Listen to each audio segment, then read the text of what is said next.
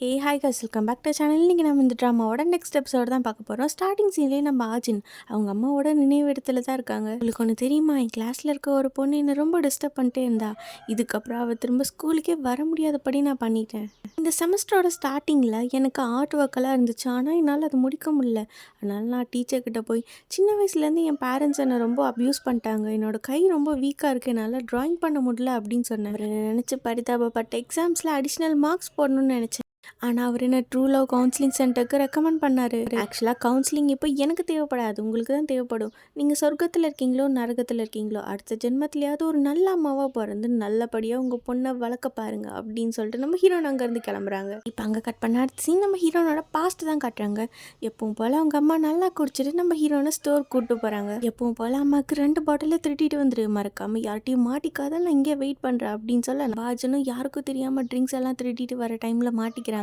நீ தானா அது எப்போவுமே என் கடையிலேருந்து பாட்டில்ஸ் எல்லாம் திருட்டிட்டு போகிறது, எங்கே உங்கள் அம்மா அப்படின்னு சொல்லி அந்த கடைக்கார லேடி நம்ம ஹீரோனை பிடிச்சிக்க என்ன பண்ணுறதுன்னு தெரியாமல் நம்ம ஹீரோனை அப்படியே பயத்தில் முழிக்க, நம்ம ஹீரோயின் திட்டு வாங்கினாலும் அடி வாங்கினாலும் அதை பற்றி துளி கூட கவலைப்படாமல் அவங்க அம்மா அந்த இடத்துல அப்படியே அவங்கள விட்டுட்டு போயிடுறாங்க.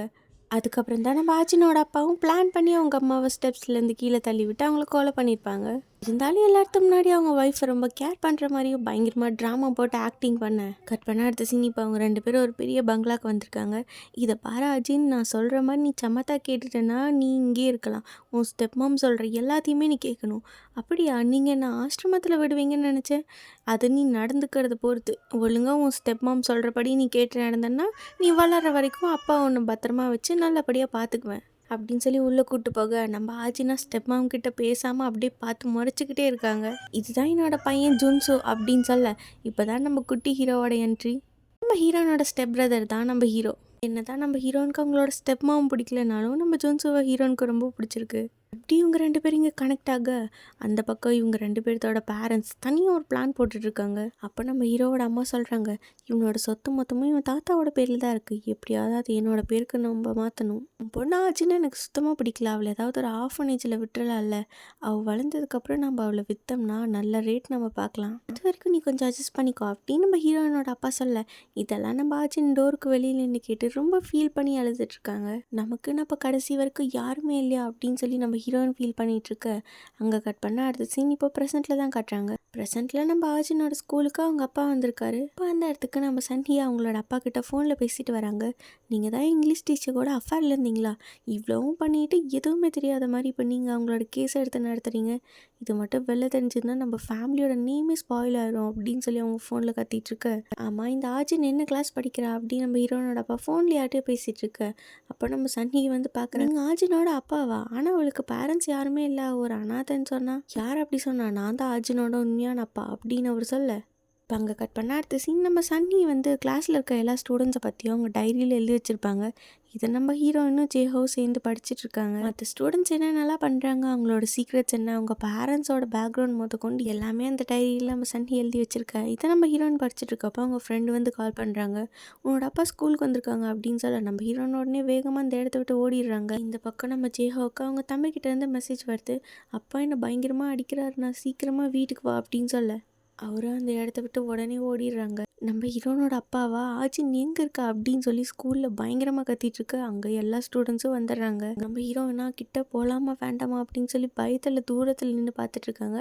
அப்போ நம்ம ஹீரோ வந்து வராங்க. அப்பா, நீங்கள் இங்கே என்ன பண்ணுறீங்க அப்படின்னு நம்ம ஜுன்சு கேட்க, ஓ நீ இதே ஸ்கூல் தான் படிக்கிறியா, பரவாயில்லப்பா, நீ ரொம்ப நல்லா வளர்ந்துட்ட, சரி தள்ளு, நான் இப்போவே ஆச்சினை மீட் பண்ணி ஆகணும், இல்லை நீங்கள் அவளை பார்க்கக்கூடாது அப்படின்னு நம்ம ஹீரோ சொல்ல, நான் அவளோட அப்பா, நான் என் பொண்ணை பார்க்கல, என்ன தப்பு இருக்குது, நான் என்ன பண்ணக்கூடாது நீ என்கிட்ட சொல்லாத, இதை பாருங்கள், இப்போ நீங்கள் பேசாமல் என் கூட வந்தீங்கன்னா நான் உங்களுக்கு தேவையான கேஷ் அமௌண்ட் தருவேன் அப்படின்னு நம்ம ஹீரோ சொல்ல, உடனே நம்ம ஹீரோனோட அப்பா எதுவும் பேசாமல் சைலண்ட்டாக போகிறாங்க. அப்போ நம்ம சன்னி வந்து சொல்கிறாங்க, இருங்க, நீங்கள் ஆச்சினோட அப்பா தான், நீ எதுக்காக அவங்க கூட போகிறீங்க, என் வீட்டில் யாரெல்லாம் தங்குறாங்களோ அவங்க எல்லாருமே என் பசங்க தாம்மா அப்படின்னு சொல்லிட்டு நம்ம ஹீரோனோட அப்பா ஹீரோ கூட போகிறாங்க. இதெல்லாம் பார்த்து நம்ம ஹீரோயின் கடுப்பாக்கி அவங்க கையில் வச்சிருந்த டைரியை அதே இடத்துல போட்டு போயிடுறாங்க. இப்போ அந்த வழியாக வந்து ஸ்டூடெண்ட்ஸ் அந்த டைரி எடுத்து பார்க்குறாங்க. அவங்கள பற்றி அந்த டைரியில எல்லாம் எழுதியிருக்க, இதை பார்த்துட்டு அவங்க எல்லாரும் கடுப்பாக அடுத்த சீன்லேயே நம்ம ஹீரோ வந்து கொஞ்சம் கேஷ் எடுத்து நம்ம ஹீரோனோட அப்பாட்ட கொடுக்குறாங்க. இதை நீங்கள் எடுத்துக்கலாம், பட் ஆனால் ஒரு கண்டிஷன், இதுக்கப்புறம் ஆர்ஜுனோட ஸ்கூலுக்கோ இல்லை அவளை எங்கேயும் மீட் பண்ண வரவே கூடாது, அவள் பக்கத்துலேயே நான் உங்களை பார்க்கக்கூடாது. என்னடா சொல்கிற, அவள் என் பொண்ணு, நான் என்ன பண்ணணும் நீ எனக்கு சொல்லாத, எனக்கு தெரியும் நீங்கள் இந்த மாதிரி தான் ஏதாவது பண்ணுவீங்கன்னு.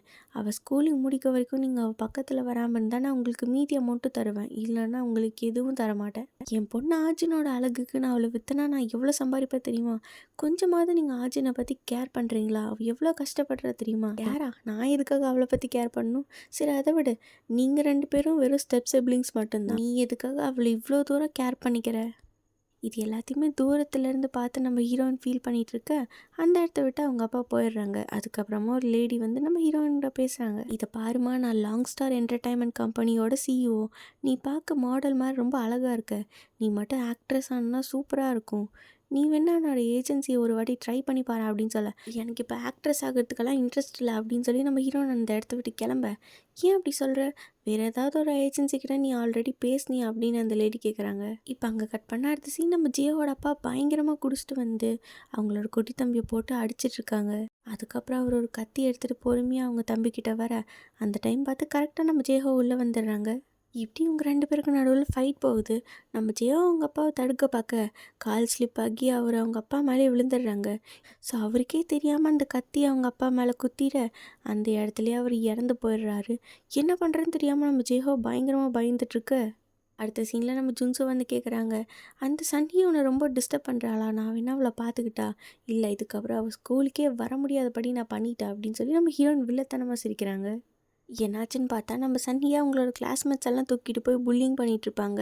ஏன்னா அவங்க தான் கிளாஸில் இருக்க மற்ற ஸ்டூடெண்ட்ஸை பற்றி டைரியில் கேவலமாக எழுதி வச்சுருக்காங்கல்ல. ப்ளீஸ் என்ன எதுவும் பண்ணாதீங்க, நான் உங்களுக்கு எவ்வளோ காசு வேணால் தரேன், எங்கள் அப்பா அம்மா ரொம்ப ரிச் அப்படின்னு சொல்லி நம்ம சன்னி கெஞ்சிட்ருக்க அந்த பொண்ணுங்கள்லாம் நம்ம சன்னியை போட்டு பயங்கரமாக டார்ச்சர் பண்ணிகிட்ருக்காங்க.